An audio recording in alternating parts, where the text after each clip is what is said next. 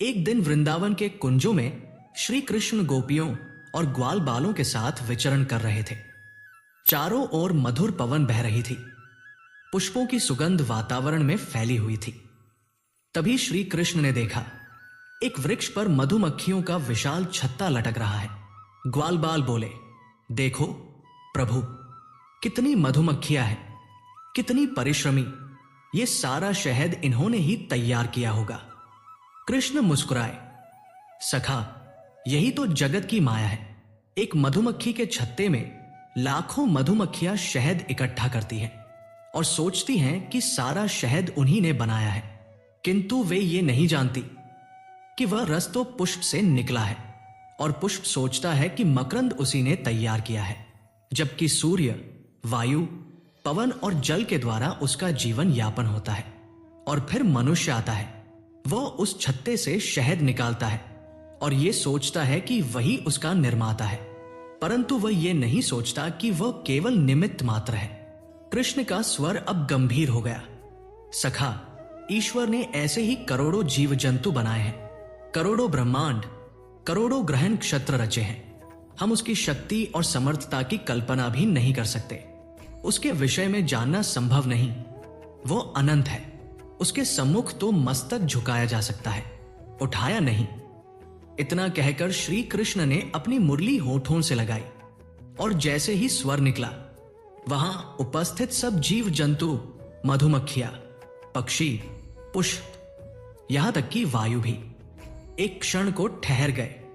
प्रकृति ने मानो उसी क्षण स्वीकार किया कि कर्ता कोई नहीं, सब उसी के निमित्त है। राधा रानी ने मंद मुस्कान से कहा, प्राणवल्लभ, आज तो आपने हमें सृष्टि के हर कण में भगवान का दर्शन करा दिया। जब भी तुम्हें लगे मैंने कुछ किया है, उसी क्षण ठहर जाना, क्योंकि वही क्षण होता है जब अहंकार जन्म लेता है। स्मरण रखो, कर्तापन ईश्वर का है, हम तो केवल उसके निमित्त हैं। मधुमक्खी को लगता है कि उसने शहद बनाया, फूल सोचता है कि उसने मकरंद दिया, मनुष्य समझता है कि उसने सब रचा, पर सच्चाई यह है कि सब एक अदृश्य शक्ति के अधीन है। जिसे हम अपना कर्म कहते हैं, वही तो उसकी लीला है। जो स्वयं को कर्ता मान लेता है वो बोझ उठाने लगता है, और जो स्वयं को निमित्त मान लेता है वह भारमुक्त होकर भगवान की कृपा में बहने लगता है। ईश्वर ने हमें कर्म का अवसर दिया है, पर फल का अधिकार नहीं, क्योंकि फल वही देता है जिसकी सत्ता से यह संसार चल रहा है। जब तुम्हारे भीतर मैं मिट जाता है, तभी वो प्रकट होता है। जहां अहंकार समाप्त होता है, वहीं से भक्ति प्रारंभ होती है। संसार का हर कण, हर श्वास, हर गति उसकी ही बनाई धुन पर नाच रही है। हम सब उस नर्तन का हिस्सा है, पर नर्तक वह स्वयं है। जैसे फूल बिना सूर्य के नहीं खिल सकता, वैसे ही जीवन बिना ईश्वर के नहीं चल सकता।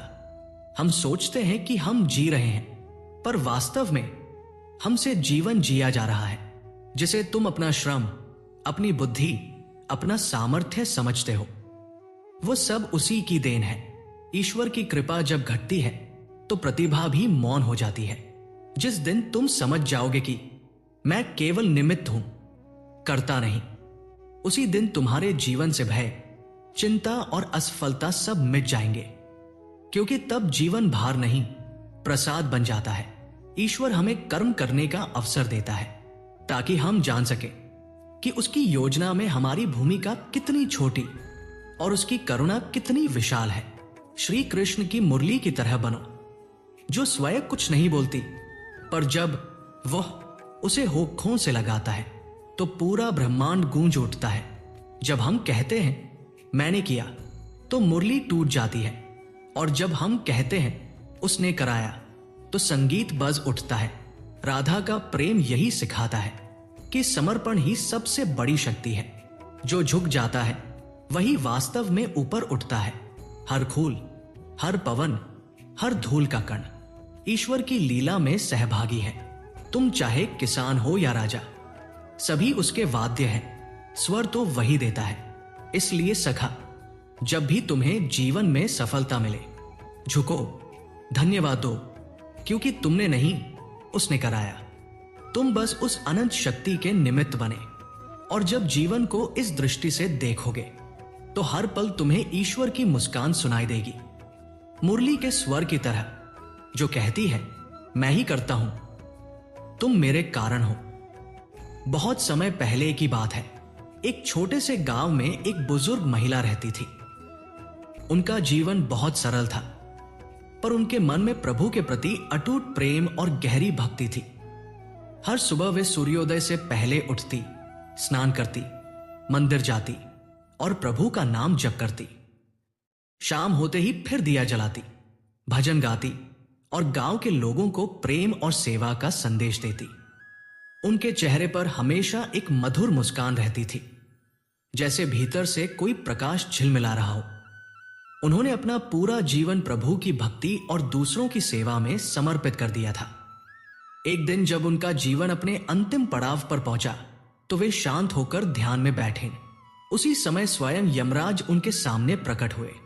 यमराज के दर्शन से कोई और व्यक्ति डर जाता, पर उस वृद्धा के चेहरे पर भय नहीं बल्कि शांति थी। उन्होंने विनम्रता से हाथ जोड़कर कहा, हे यमराज, मुझे बताइए, अब मुझे कहां ले जाया जाएगा, स्वर्ग या नरक? यमराज मुस्कुराए और बोले, माता, आपने जीवन भर भक्ति और करुणा का मार्ग अपनाया है। प्रभु आपसे अत्यंत प्रसन्न है। आज हम आपको न स्वर्ग ले जाएंगे न नरक, बल्कि सीधे प्रभु के धाम में ले चलेंगे। यह सुनकर महिला के चेहरे पर खुशी झलक उठी, लेकिन उनके मन में एक छोटी सी जिज्ञासा उठी। उन्होंने कहा, हे यमराज, मैंने जीवन भर सुना है कि कोई मरने के बाद स्वर्ग जाता है और कोई नरक, पर मैंने स्वयं कभी नहीं देखा।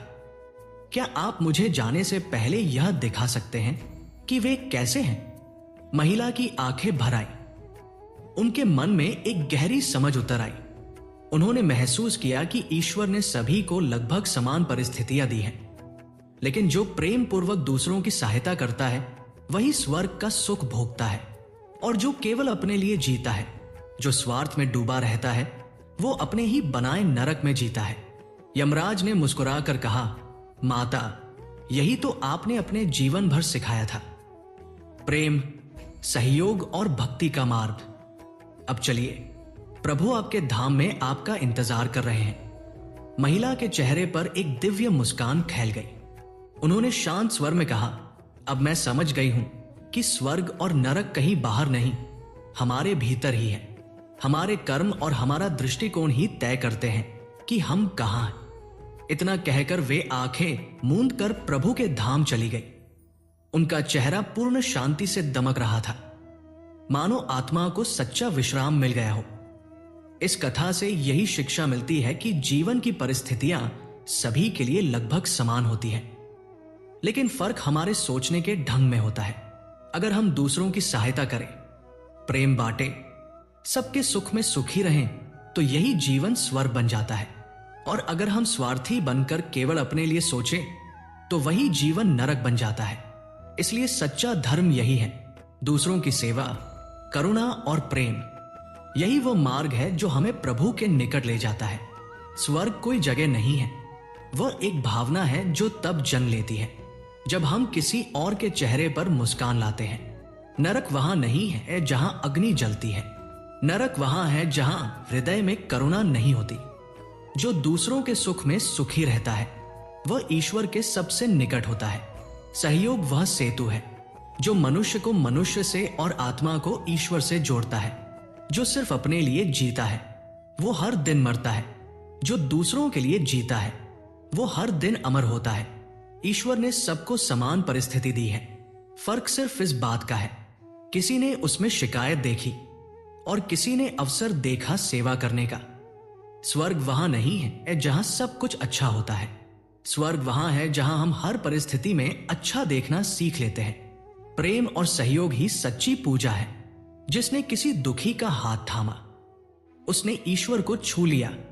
जो दूसरों को खिलाता है वही तृप्त होता है। स्वार्थ भूख बढ़ाता है, सेवा संतोष लाती है।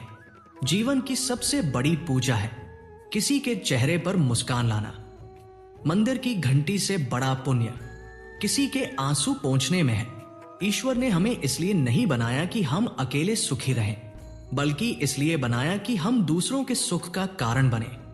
जो अपनी थाली में रोटी देखकर सोचता है कि कितना मिला, वो हमेशा भूखा रहता है, और जो दूसरों को देखकर कहता है थोड़ा और बात दो, वह सदा तृप्त रहता है। स्वर्ग और नरक की दूरी सिर्फ एक विचार जितनी है। जहां मैं खत्म होता है, वही स्वर्ग शुरू होता है। सच्चा भक्त वह नहीं जो रोज मंदिर जाता है, सच्चा भक्त वह है जो रोज किसी का दिल जीतता है। ईश्वर की सबसे प्रिय आवाज घंटियों की नहीं, बल्कि उस इंसान की है जो कहता है आओ मैं तुम्हारी मदद कर दूं। जो जीवन दूसरों के लिए रोशनी बन जाता है, वो स्वयं कभी अंधकार में नहीं रहता। कभी कभी प्रभु हमारी परीक्षा नहीं लेते, वे बस देखना चाहते हैं क्या हम किसी और की परीक्षा में साथ खड़े हैं या नहीं। सेवा करने वाला व्यक्ति कभी खाली नहीं रहता, क्योंकि उसका हृदय हर पल ईश्वर से भरा रहता है। स्वर्ग की सीढ़ियां ऊपर नहीं जाती, वे हमारे भीतर उतरती हैं। हर उस क्षण जब हम किसी के लिए निस्वार्थ बनते हैं। जो प्रेम बांटता है उसे कभी कमी नहीं होती, क्योंकि प्रेम बांटने से घटता नहीं, वो तो और बढ़ता है। नरक की ज्वाला दूसरों की नफरत से नहीं, हमारे भीतर के स्वार्थ से जलती है। जिसने दूसरों को ऊपर उठाना सीखा, उसे कोई नीचे गिरा नहीं सकता। मनुष्य का असली मापदंड यह नहीं है कि वह कितना कमाता है, बल्कि यह है कि वह कितना बांटता है। जहां करुणा है वहीं ईश्वर का धाम है, जहां स्वार्थ है वहीं अंधकार है। जो मनुष्य दूसरों के सुख को अपना कर्तव्य समझता है, वह धरती पर भी स्वर्ग का अनुभव करता है। दोस्तों, ये वीडियो आपको पसंद आया तुझे अपने प्रियजनों से शेयर जरूर करें। मिलते हैं अगले वीडियो में। राधे राधे।